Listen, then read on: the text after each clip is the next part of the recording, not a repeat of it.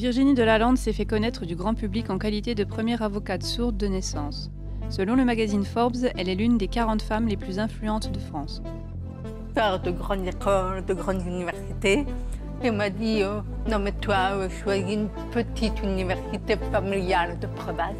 En France, elle est sélectionnée en 2021 pour incarner une des Mariannes de la République. Ce livre, Abandonné jamais, pour aider tous ceux qui ont dû surmonter eux aussi des barrières, des obstacles, handicap ou pas. Au quotidien, elle se bat pour changer le regard de la société sur le handicap. Femme passionnée et engagée, elle aide toutes les personnes qui se sentent exclues à dépasser leurs limites. En octobre, Virginie Delalande a répondu à l'invitation des élus bisontins et du tissu associatif.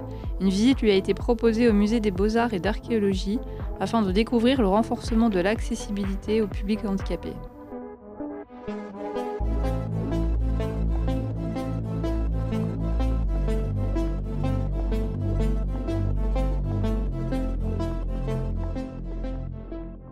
J'ai eu la chance de visiter ce très beau musée à Besançon et vraiment j'ai été époustouflée par ce que j'ai découvert.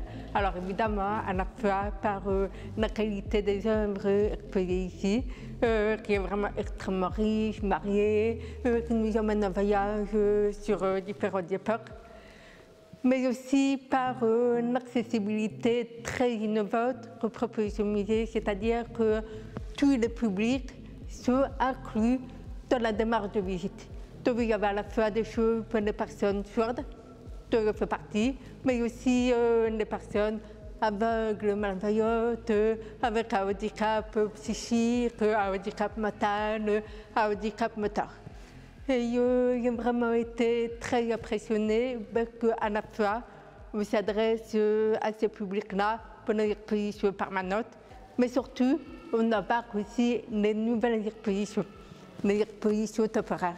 Et c'est un autre cas extraordinaire parce qu'enfin, on a un musée qui intègre tout le monde à toutes les étapes de la visite. Ce qui est prévu de manière un petit peu plus individualisée pour les personnes aveugles, elles ont la possibilité de toucher des œuvres. Ce que je trouve aussi extraordinaire, c'est que le personnel du musée a constaté que finalement le fait de proposer des choses pour les personnes en situation de handicap profitait à l'ensemble de la société. Sa visite s'est poursuivie de prises de contact avec des représentants associatifs de Sors les mains de tes poches. Elle a participé à une séance de questions-réponses au théâtre Ledoux de Besançon, lors de laquelle elle a exprimé ses positions et défendu ses idées. Si vous aviez le pouvoir, y a-t-il des choses que vous auriez aimé changer dans ce monde? Ce que j'aimerais changer avant tout, c'est le regard de la société sur le handicap. J'en ai assez de ce regard négatif qui résume la personne handicapée à ce qu'elle ne peut pas faire. Alors bien sûr, on ne va pas se mentir, dans le handicap, il y a des choses qu'on ne peut pas faire. En revanche, qu'on ne va pas, c'est tout le côté politique. C'est tout qu'on va développer pour compenser ce handicap ou grâce à ce handicap en termes d'empathie, d'ouverture d'esprit, de sensibilisation à la diversité. C'est quoi pour vous une communication inclusive efficace? C'est là qu'on met les deux interlocuteurs sur un pied d'égalité. C'est-à-dire qu'il y avait parfois au fin de vue des personnes qui n'ont pas le même niveau d'intelligence, de connaissance de la langue, de capacité à comprendre le message, parce qu'il y a un handicap, parce qu'il y a une particularité.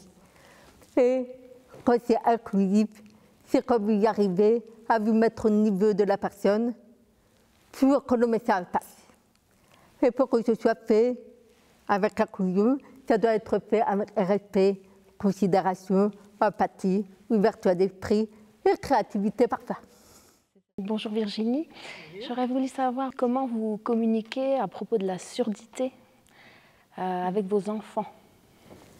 Alors nous avons fait le choix de l'oral, dans le sens où mes enfants sont implantés et entendent parfaitement, avec évidemment les limites de la plage, c'est-à-dire que la voix chuchotée est un petit peu compliqué. Mais sinon, dès qu'ils retirent leur appareil, selon la situation, soit on va utiliser la langue française par nos complétés, soit on va utiliser la langue des signes.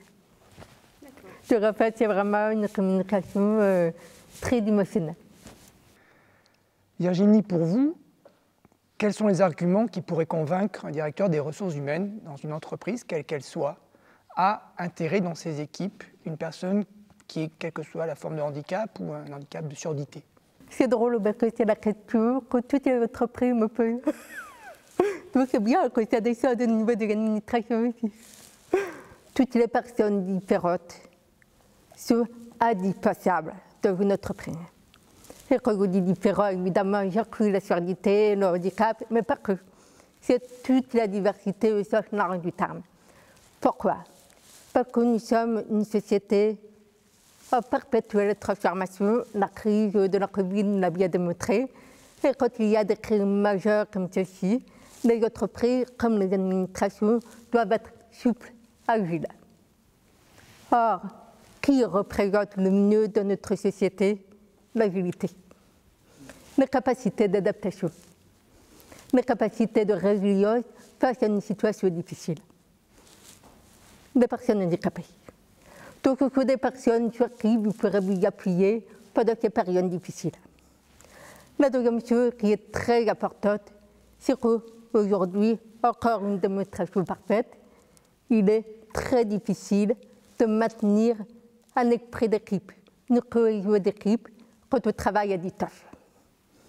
Or, la principale caractéristique des personnes handicapées, sauf faire une généralité, mais qui est communément admise, c'est qu'il y a une ouverture d'esprit, une empathie, une capacité à accepter la vulnérabilité, les faiblesses des uns et des autres, et à aller chercher les forces de l'équipe. Donc pour un manager, c'est génial d'avoir une personne en situation de handicap de son équipe, parce qu'elle, naturellement, est vulnérable. Donc ça prépare les équipes en amont à traiter la problématique de la vulnérabilité et à s'apercevoir que ce n'est pas toujours la personne handicapée la plus vulnérable. Parce qu'elle, c'est la société qui décide qu'elle est vulnérable. Or, dans les équipes, nous avons aussi des personnes qui ont des difficultés, soit pour prendre la parole au public, soit pour s'organiser, soit pour gérer des choses qui ne sont pas bien dans la gestion des projets, etc. Et en fait, ces personnes-là, à ce moment-là, sont aussi vulnérables. Et la personne handicapée peut les aider. Et comme elle connaît cette problématique de demander de l'aide, parce qu'elle n'a pas le choix, c'est facile pour elle d'aider une personne qui a besoin d'aide mais qui ne le demande pas. Donc voilà pourquoi, parmi d'autres arguments, parce que j'en ai beaucoup, et vous pourrez en parler pendant des heures, mais voilà pourquoi je considère qu'il y a de très beaux arguments pour convaincre une personne du service RH. Merci beaucoup pour cette réponse. Enfin, sa visite s'est terminée par la rencontre d'Anne Vigneault, maire de Besançon. Les deux femmes ont échangé ouvertement sur les pas de côté et sur le nécessaire changement de paradigme. Arrêtons de voir le handicap, parlons potentialité.